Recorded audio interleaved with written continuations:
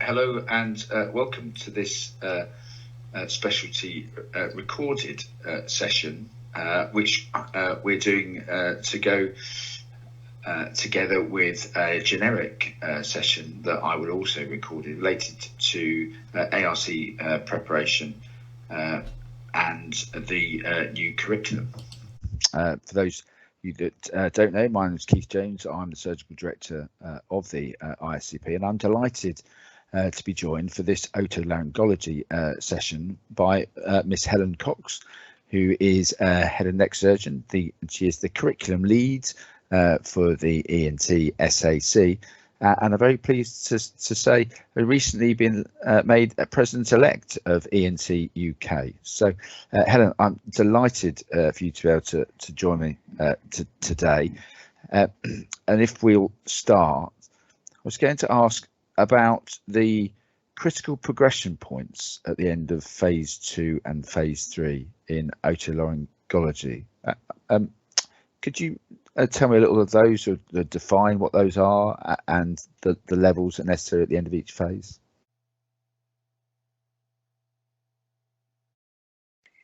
So, hi, thanks, Keith. The question was what was meant by the critical progression points, and the critical progression points in ENT mark defined points in training where we reflect formally on the development of the capabilities of the trainee across the whole spectrum of the curriculum.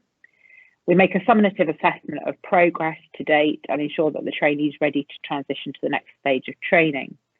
And these critical progression points are important because they mark a transition that's associated with a higher level of responsibility and therefore risk in the management of patients. So to enter phase 3 training, where training will be involved in more complex surgery, more independent management of patients with supervision, or to enter independent practice as a consultant at the end of phase 3. And progression at these points requires a level of capability that's defined in the curriculum and we can go into later. And this needs to be evidenced in the trainee's portfolio. And it provides assurance and governance to the GMC and patients that the training programme produces competent and safe practitioners in ENT.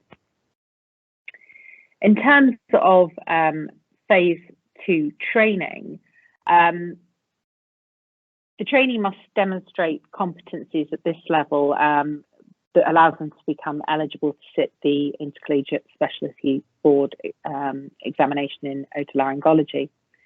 And in phase 3 of training, they must further develop their technical skills, both in the elective and emergency management across the generality of ENT, but also in one of 7 possible specialist interest areas, head and neck, endocrine, otology, rhinology, and paediatrics, all of which have an indicative time of 2 years, and laryngology and ENT in general, which have an indicative time of a year. The specialist interest should be chosen after discussion with the TPD and is kind of based on the needs of the service, the preference of the trainee, and the ability of the programme to support the trainee. The trainees are not going to spend all of phase 3 in the placement in their area of specialist interest. And this is because at the end of phase 2, they're unlikely to have reached technical skills in general for general ENT required by the syllabus.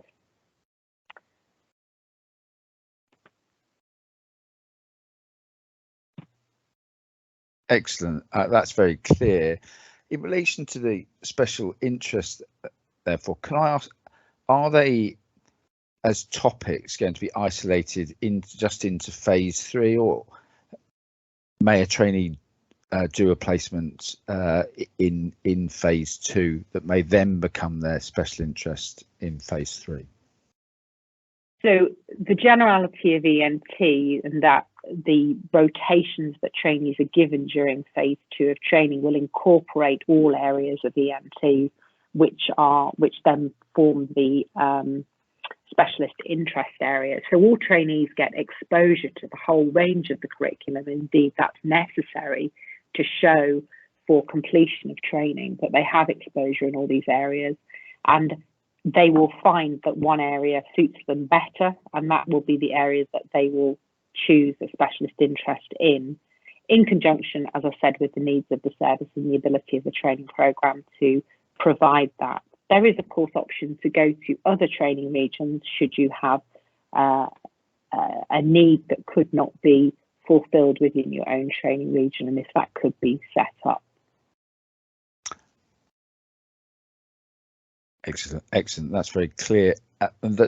So therefore, the decision about a special interest is likely to have occurred before the end of phase 2 ARCP, or may that be something for discussion at that meeting? I think the trainee will have a feeling of where they'd like to go, and I think I've often discussed it, certainly previously with the TPD. This kind of setup is something that we've had in ENT in a less formal setting for a long time, and so trainees tend to have an area that they wish to go to work in, and that is usually facilitated by the TPD ahead of the ARCP at the end of phase 2. But not everybody has made their mind up until that point. So and those people who have not made their mind up may feel that actually the generality of ENT is the right option for them, which of course is one of the options for specialist interest. Okay, that's very clear. Thank you. Can I just ask, since and you highlighted there that it's very much business as usual, not a great deal of change in related to the curriculum and the requirements, but are there, and what would they be in relation to the consequences of not achieving the critical progression points at the end of phase 2? Obvious in the end of phase 3, then I would expect extra time necessary, because that is necessary to finish and get an outcome 6. But the end of phase 2, what may be the consequences there? So I think that it depends on what we're talking about here. So if we're talking about someone who has a trainee who has not achieved across a broad range of the curriculum, so for example, at the end of phase 3, one might be expected to have a certain number of audit and quality improvements involvement in, to show involvement in a number, and had done none, then that would be difficult to achieve by the end of phase 3. And so that would be potentially a reason to offer targeted support or targeted training in a certain area. And certainly if a trainee, from a clinical perspective, was lacking in one area, then it might mean that they would get an outcome 2 and some form of targeted training. And I think it's possible to move into phase 3 on an outcome 2. What it isn't possible to do, of course, is set the intercollegiate on an outcome 2. So that's for discussion with the trainee. I would certainly hope that you wouldn't be able to progress to phase 3 on an outcome 3. That would not be possible. Okay, that's very clear.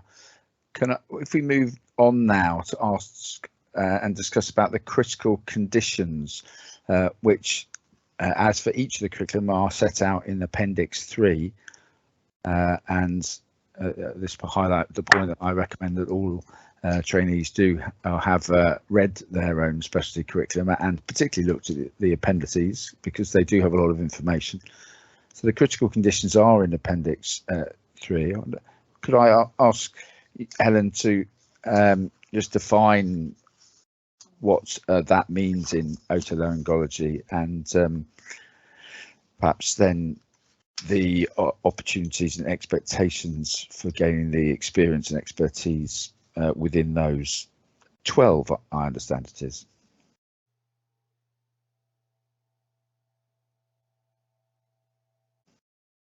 So there are 12, but I won't go through them all because they are quite easy to read within the curriculum document.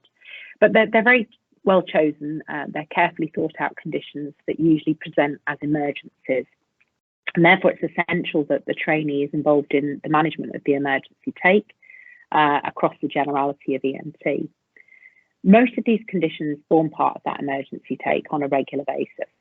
And the SAC ensures that units in which trainees are placed have a certain throughput of emergency and elective work to provide the trainee with adequate exposure to develop their capabilities in these areas.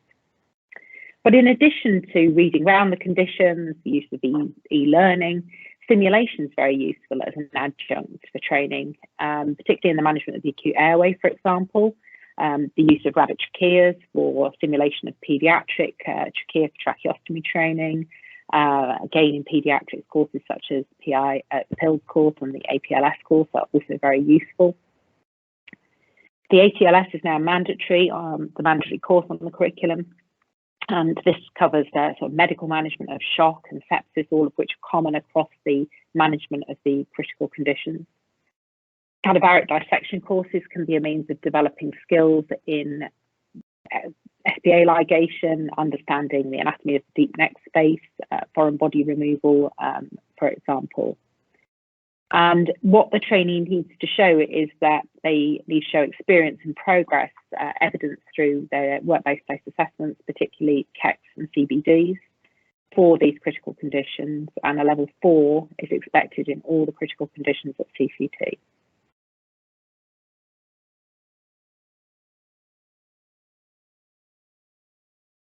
Thank you.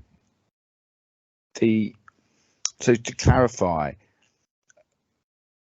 for the trainees, the expectation is a level 4 assessment in each of these 12 critical conditions, and that should be achieved by the end of phase 3.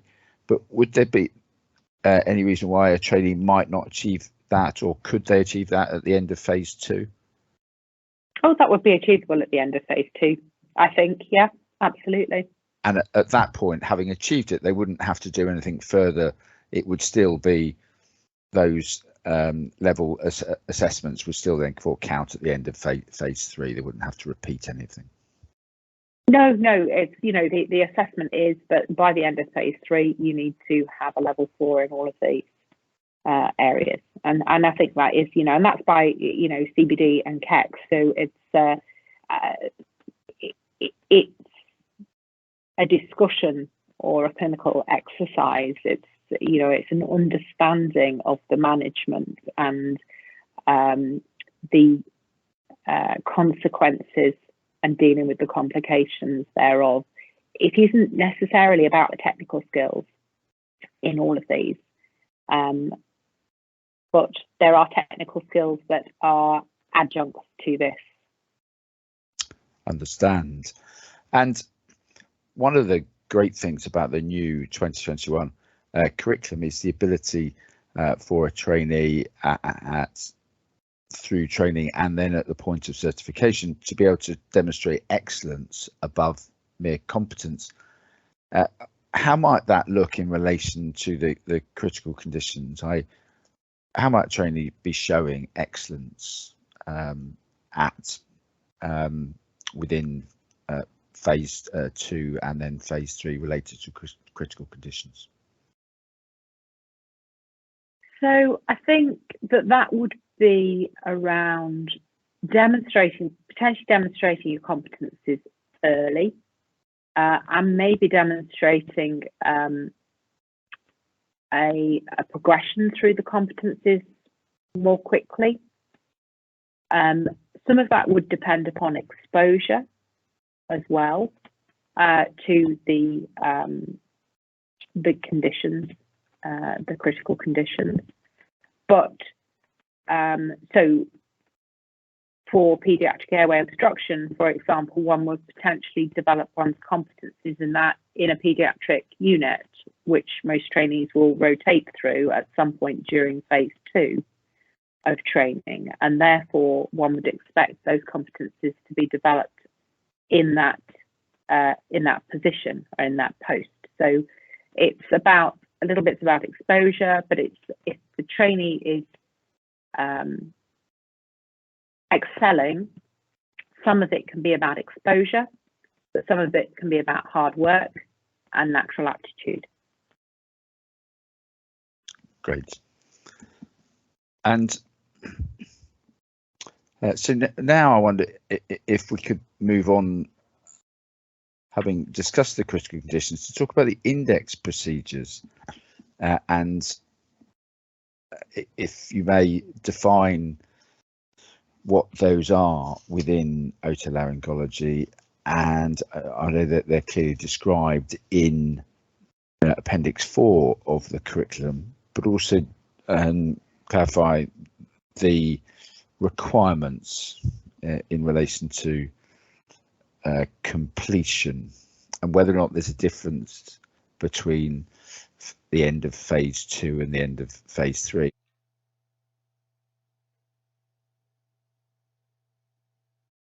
So the index cases are the same index cases that we essentially had in the old curriculum. So there's no change to those, and the requirement for the index procedures is an indicative number of 10 of each of the procedures. And this is where we suggest that capability is evidenced. And they're assessed by PBAs, and we expect capability at level 4 for CCT. The index procedures are chosen as they're frequently performed ENT operations across the whole of ENT, and they're allied to emergency management of patients. So competency at performing these procedures provides the technical skills and the procedural skills required for independent consultant to be emergency safe, and therefore fit with those critical conditions that we've just discussed in terms of the technical skills that one might require. And the training programs offer training across the whole spectrum of ENT, and the trainee is expected to evidence exposure in all the subspecialty areas during phase 2. So engagement with training will in the main provide exposure to the index procedures. Training can also be in the simulated setting, although not the simulated procedure cannot be the level 4 PBA. And the simulating setting, for example, temporal bone courses, the use of the Voxelman for developing techniques and skills in mastoidectomy, cadaveric courses and simulated tracheostomy, nasendoscopy are also useful for head and neck and nasal anatomy as well. So you asked, I think, the second part of your question, I forget, I'm sorry. I was hoping to ask, and perhaps it's fair to say that at the end of phase 2, a trainee would be showing progression through the index procedures as if and they were right, on track. But whether or not there were any defined points that were required. And so the defined, sorry to cut it. The defined point is at the end of phase 3. But progression needs to be shown, and you need to show that you're on target at the end of phase 2. Again, if you look at the areas of the curriculum, and particularly the topics in the curriculum, within there, it does define what level is expected at the end of P2 for all of these conditions. So the mark-off is at the end of P3, because we recognise that there is still some general training in procedural and technical skills across the generality of ENT that is required in addition to the area of special interest in phase 3. So we don't expect all of phase 3 to be in the special interest area, because there is still some further development of particularly procedural and technical skills required in phase 3 for the generality of the ENT. Does that make sense? Yes, it does completely. And so, can I ask what the logbook should look like at the end of each phase? So for the end of phase 2 and the end of phase 3, so for completion for an otolaryngology trainee? So we would expect an indicative number at the end of phase 3 of 2,000 operations. So that will be, we look at an average of say 300 operations a year, but we would expect in early training that there were higher numbers where you were doing high volume, low complexity surgery, and lower numbers later on in training as you become able to do more complex and longer operations potentially. There is no specifically defined number at the end of phase 2 or even indicative number at the end of phase 2. However, it would be important to see that your trainee and the trainee was on track to get the indicative numbers. The other thing is that it's really important that that's across the whole generality of the NT. You cannot have 2,000 operations in head and neck and not have done any ear operating. Hence, it's important to look at the index procedures which give you that generality of training. And Helen, you talked about the topics within otolaryngology. The assessment of those, is that going to be incorporated within the MCR and such that at the end of phase 2, there, rather than there being defined standards, they'll be part of the MCR assessment moving forward into phase 3? I think that's where they need to sit. I think that obviously the MCR is very new at the moment, but it is important that that assessment of procedural and technical skills and knowledge is assessed as part of the MCR. Obviously, the skills and knowledge part of the topics is assessed at intercollegiate.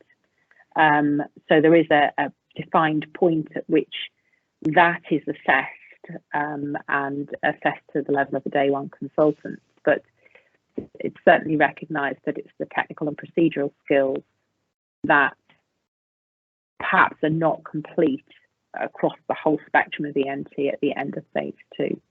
And will require some time in phase 3 in addition to the specialist interest. Yeah, no, I think that's very clear, and to reiterate therefore that the trainee, it's important for them to ensure that they are on track, essentially have the knowledge of a day one consultant for the topics at the end of phase 2, because they will be examined in it within the exit examination, and therefore to pass that they will have to have that required knowledge. Yeah, certainly at the end of phase 2, there's an expectation that most of the topics are at level 4 at the end of phase 2, unless defined within the curriculum, within the topics. Right. So now, could I ask if we could just look to sum up what evidence trainees would need to have to get an outcome 1 at ARCP at the end of the respective phases 2 and 3. I know that outcome 1 at the end of phase 3 would in essence become an outcome 6. So. Yeah.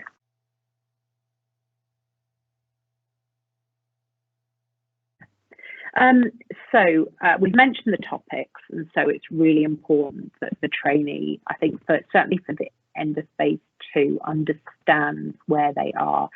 Phase 2, end of phase 2 assessment ARCP is basically, it's, as I said before, it's a summative assessment of where they're at and are they on track to complete phase 3 training across the generality of the NT.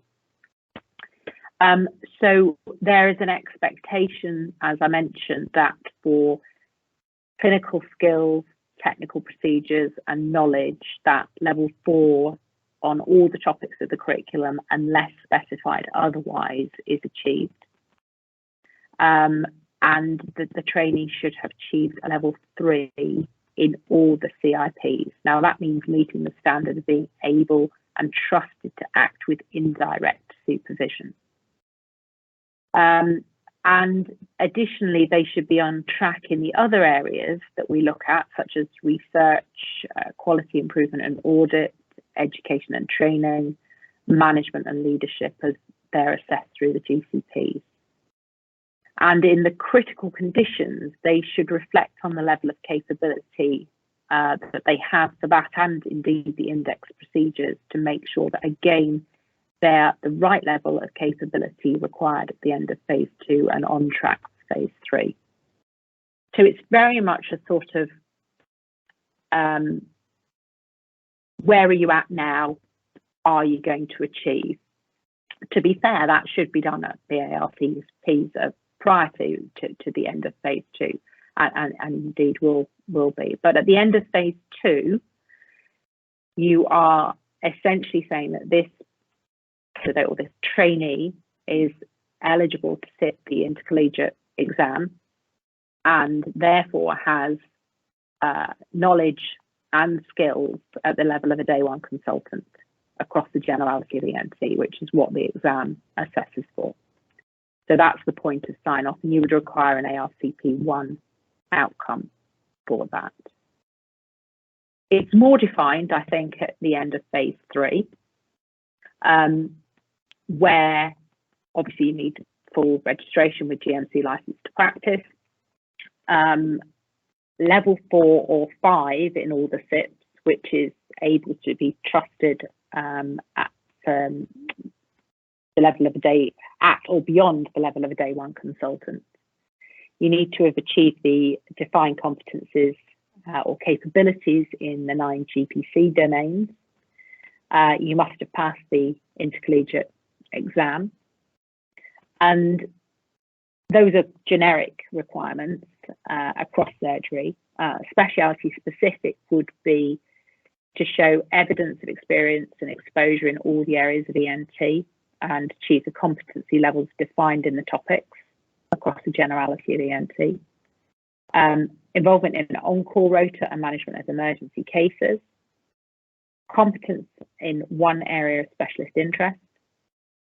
Documented evidence of performance as a day 1 consultant across the critical conditions as evidenced by the CBDs or the KEXs.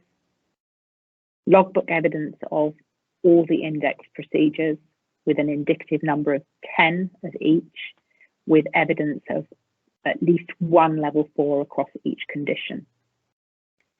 An indicative number of 2,000 operations during training as the main or assisting surgeon.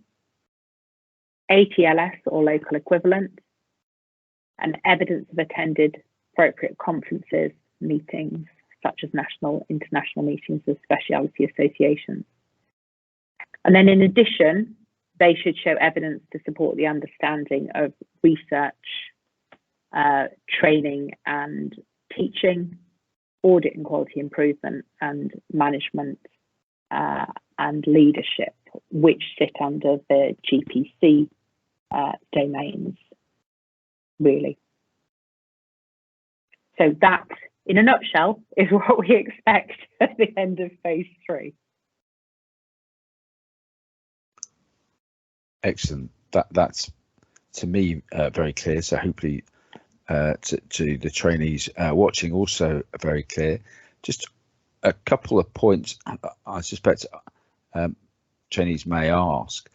In relation to the index cases, where they have to get an outcome for assessment PBA, would that be a 4A or a 4B, or is that not, that distinction not necessary?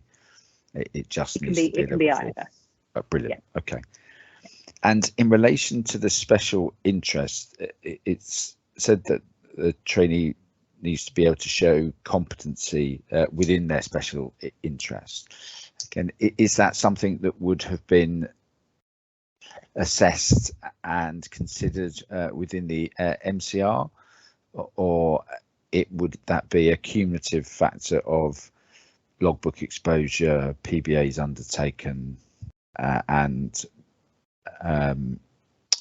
experience gained?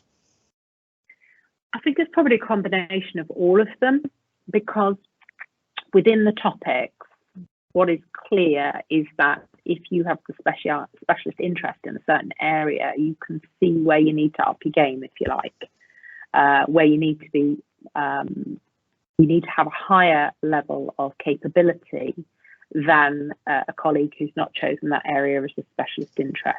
So it's very clearly defined, and so you will need some evidence of that to support your plea to be a member of that area, if you like, particularly if you want to go on to a consultant position in that speciality, in that specialist area. Then what you would therefore need to do is evidence that, and that would be in part through your learning agreements and your MCR as a consequence of your learning agreements. And I think whilst PBAs are perhaps not mandatory in that area, you would potentially want to show some evidence in terms of PBAs. There are PBAs out there for other conditions than just the index procedures that would cover that. I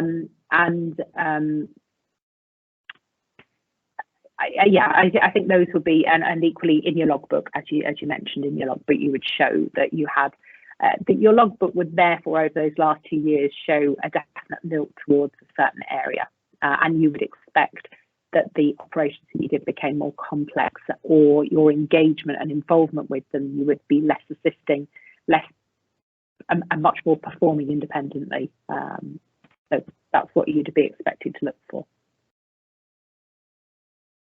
Good, thank you very much indeed. I will hope that we have therefore covered all the aspects which I think will give the trainees and the trainers who may be assessing them at ARCP clarity of what the expectations would be, especially in relation to those endpoints of phase 2 and phase 3. So Helen, thank you very much indeed for your time this afternoon. And good luck with the ENT UK. Thank you very much, Keith. Thank you.